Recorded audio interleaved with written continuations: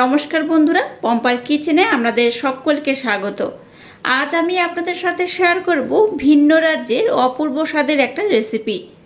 আজ বানাবো গুজরাট রাজ্যের স্পেশাল রেসিপি ধোকলা।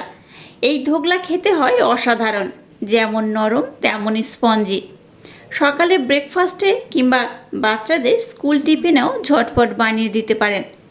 ভীষণ হেলদি একটা রেসিপি, আশা করছি আপনাদের ভীষণ ভালোও লাগবে।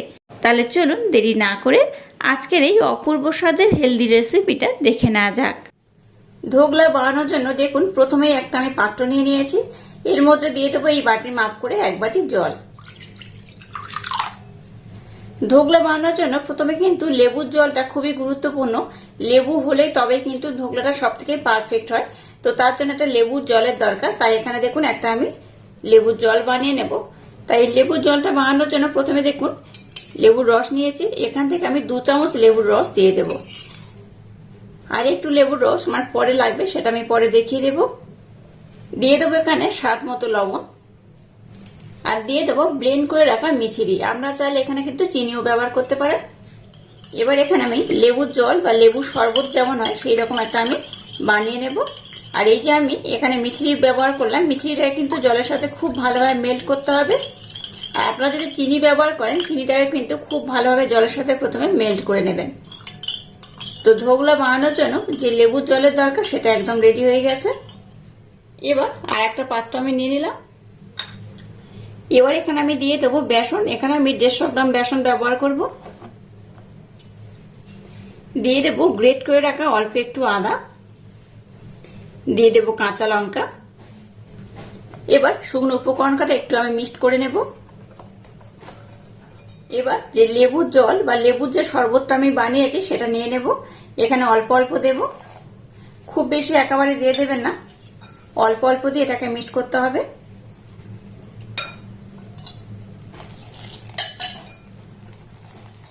এখানে দেখুন যে বাটির মাপ করে আমি জল নিয়েছি সেই বাটির মাপ করে কিন্তু বেসন নিয়েছি। এখানে 150 গ্রাম বেসন ব্যবহার করেছি। আর এই যে পাত্র দেখতে পাচ্ছেন এই পাত্রের মাপ করে 1 বাটি আমি জল ব্যবহার করেছি। তো সম্পূর্ণ জলটা কিন্তু আমার লেগে গেছে। এখানে আমি কয়েকটা গুরুত্বপূর্ণ ইনফরমেশন দিয়ে রাখি যে বেসনটাকে আমি এইভাবে জলের সাথে মিক্স করছি। ডাইরেক্ট কিন্তু লেবু দিয়ে বেসনটাকে কিন্তু এইভাবে মিক্স করতে যাবেন না, তাহলে কি হবে এর মধ্যে কিন্তু অনেকটা লাম্পস তৈরি হয়ে যাবে। যাতে করে কি হবে যখন আমি এই ধোকলাটা বানাবো তখন দেখবেন ডলা পাকিয়ে যাবে। তো ওই জন্য কিন্তু লেবুর জলটা আলাদা করে বানিয়ে নেবেন। তাতে করে কি হবে এই ধোকলাটা একদম পারফেক্ট হবে, স্পঞ্জি হবে, খুব নরম আর খুব তুলতুলে হবে। আরেকটা কথা, যে যখনই ধোকলা বানাবেন তখন কিন্তু এই ব্যাটারটাকে খুব ভালোভাবে কিন্তু ব্লেন্ড করবেন। যত জোরে এটাকে ব্লেন্ড করবেন ততই কিন্তু ধোকলাটা পারফেক্ট হবে। এইভাবে অনবরত এটাকে ব্লেন্ড করতে হবে। 5 মিনিট সময় দিয়ে এটাকে আমি খুব ভালোভাবে ব্লেন্ড করে নিয়েছি। এবার এটাকে আমি 10 মিনিটের জন্য রেস্টে রেখে দেবো। অবশ্য 10 থেকে 15 মিনিটের জন্য রেস্টে রাখবেন, তাতে করে ধোকলাটা কিন্তু একদম পারফেক্ট হবে। ততক্ষণ আমি আর একটা কাজ করে নেব। এবার দেখুন গ্যাসটাকে জেলে দিয়ে এরকম একটা আমি কড়া বসিয়ে দিয়েছি। আর কড়ার মধ্যে দিয়ে দেবো জল। এবার একটা আমি স্ট্যান্ড নিয়ে নিয়েছি, স্ট্যান্ডটাকে এইভাবে বসিয়ে দিলাম।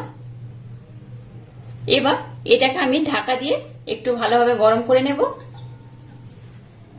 10 মিনিট পর আবার ফিরে এলাম। দেখুন ব্যাটার ঘনত্ব কিন্তু আগের থেকে আর একটু ঘন হয়ে গেছে, দেখে বুঝতেই পারছেন। এবার এখানে আমি একটা ইনো ব্যবহার করব। 150 গ্রাম বেসনের জন্য এখানে আমি সম্পূর্ণ একটা ইনোর প্যাকেট ব্যবহার করব। 10 টাকা দামে যে ইনোর প্যাকেট হয় সেই ইনোর প্যাকেট সম্পূর্ণটা এখানে আমি দিয়ে দেব। এখানে কিন্তু 1 চামচের মতো ইনো হবে। আর ইনোর মধ্যে সামান্য একটু আমি জল দিয়ে দেব।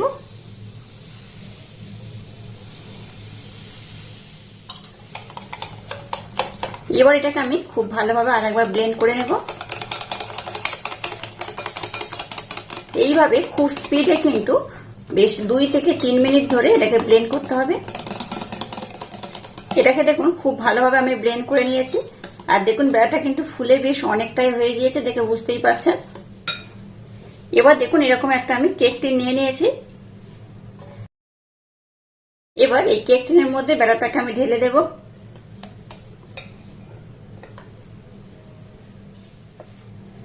আচ্ছা, এখানে বলে রাখি কেক টিনের গায়ে কিন্তু কোন রকম তেল বা ঘির প্রলেপ লাগাবেন না, জাস্ট নর্মাল দিয়ে দেবেন, তাতে করে এটা খুব সুন্দর হবে। এখানে আমি কোন রকম তেল বা ঘির ব্যবহার করিনি, জাস্ট এটাকে এমনি নর্মাল দিয়ে দিয়েছি।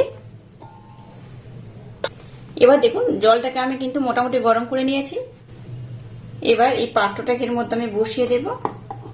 গ্যাসের ফ্লেমটাকে প্রথমে 2 থেকে 3 মিনিট একটু হাই দেব, তারপর লো করে এটাকে খুব সুন্দর করে ভাপিয়ে নেব। এবার এটাকে আমি ঢাকা দিয়ে দেব। এবার দেখুন একটা তড়কা প্যান নিয়ে নিয়েছি, আর এর মধ্যে অল্প একটু আমি তেল দিয়ে দিয়েছি। এবার এখানে 1 চামচের মতো সর্ষে দিয়ে দেব। এবার দিয়ে দেবো 3টে কাঁচা লঙ্কা, আর 3টে কাঁচা লঙ্কার মুখটাকে আমি খুব ভালোভাবে চিড়ে নিয়েছি। এখানে সামনে একটু লবণ দিয়ে দেব, দিয়ে দেবো কারি পাতা,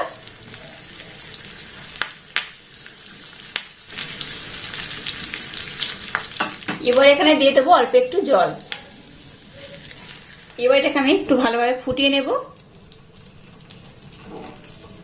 এখানে কিন্তু একটু বেশি করেই জল দেবেন, কারণ এই যে তরকাটা বানাচ্ছি এটাই কিন্তু ধোগলার মেন একটা উপকরণ, এটার জন্যই কিন্তু দারুণ খেতে লাগবে।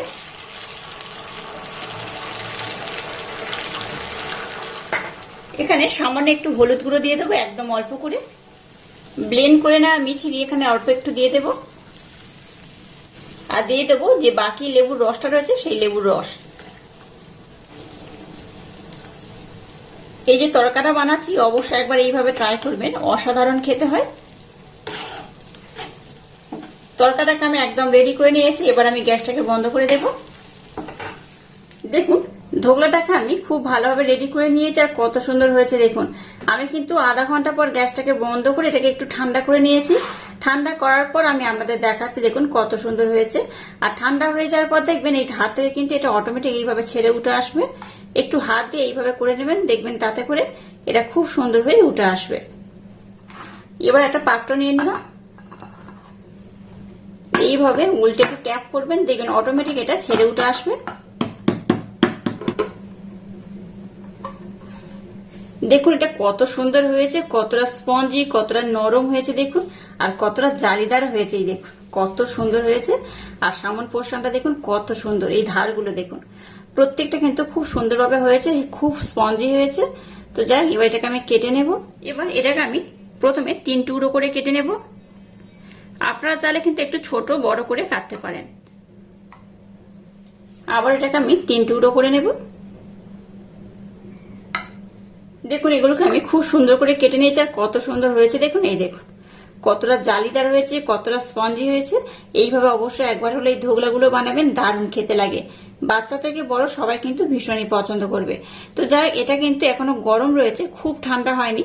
আর খুব ঠান্ডা করলে কিন্তু হবে না, একটু গরম অবস্থায় এটার উপরে কিন্তু আমার আরেকটা কাজ রয়েছে, তো এটাকে কিন্তু একটু গরম রাখতে হবে। আর এবার দেখুন যে তরকা বা যে শিরাটা আমি বানিয়ে নিয়েছি সেটাকে নিয়ে নিলাম। এবার এই তরকা বা শিরাটা কিন্তু উপর থেকে এইভাবে দিয়ে দিতে হবে। এইভাবে দিলে কি হবে, এটা দেখতে তো সুন্দর লাগবে, খেতেও অসম্ভব মজাদার হবে। আচ্ছা, এখানে আমি আরেকটা কথা জানিয়ে রাখি, যখন এই তরকাটা এই ধোকলার উপরে দেবেন, ধোকলা কিন্তু খুব বেশি গরম হলে হবে না, আর এই তরকাটাও কিন্তু খুব বেশি গরম হলে হবে না, আবার খুব ঠান্ডা হলেও হবে না। এই ধোকলা প্লাস এই তরকা দুটোকেই কিন্তু একটু ঠান্ডা হতে হবে, খুব ঠান্ডা নয় আবার খুব গরম নয়, একটু হালকা গরম থাকবে সেই অবস্থাটাকে কিন্তু মাখাতে হবে। এবার এই তরকাটাকে আমি এর মধ্যে দিয়ে দেবো। এটা দিলে কি হবে, খুব সহজ এটা অ্যাবজর্ব করে নেবে, আর খেতেও খুব সুন্দর লাগবে। এটা দেখুন কত সুন্দর হয়েছে, আমি আপনাদের দেখাচ্ছি দেখুন। এই দেখুন, দেখলেন তো কত সুন্দর হয়েছে, আর কতটা শিরাও অ্যাবজর্ব করেছে দেখুন। শিরা কিন্তু এখনো রয়েছে, বা যে আমি তরকা বানিয়েছি বা যে শিরাটা বানিয়েছি এখনো রয়েছে, তবে আর একটু করে দিতে হবে। আমি আপনাদের দেখিয়ে দিচ্ছি দেখুন কত সুন্দর হয়েছে। আপনারা চাইলে কিন্তু একটু উল্টে পাল্টে ওই তরকাটাকে এর মধ্যে দিতে পারেন, তাতে করে কি হবে, খুব ভালোভাবে কিন্তু এটা অ্যাবজর্ব করবে। যেহেতু খুব স্পঞ্জি হয়েছে, এটা খুব সহজে অ্যাবজর্ব করে নেবে। এই দেখুন ভিতরে কতটা দেখুন তরকা ঢুকেছে, এই দেখুন। দেখতেই পাচ্ছেন এটা কিন্তু দারুণ খেতে লাগে। বাচ্চাদের স্কুল টিফিন বলুন বা বাড়িতে যখন মন করবে তখনই কিন্তু বানিয়ে নিতে পারেন, অসাধারণ খেতে হয়। আর আজকের এই ইউনিক স্টাইলে ধোকলার রেসিপিটা যদি আপনাদের ভালো লাগে তাহলে চ্যানেলটাকে লাইক শেয়ার কমেন্ট এবং সাবস্ক্রাইব করবেন আর পাশে থাকা বেল আইকনটা প্রেস করে দেবেন। তাহলে টাটা, আবার দেখা হচ্ছে নতুন কোনো রেসিপি নিয়ে।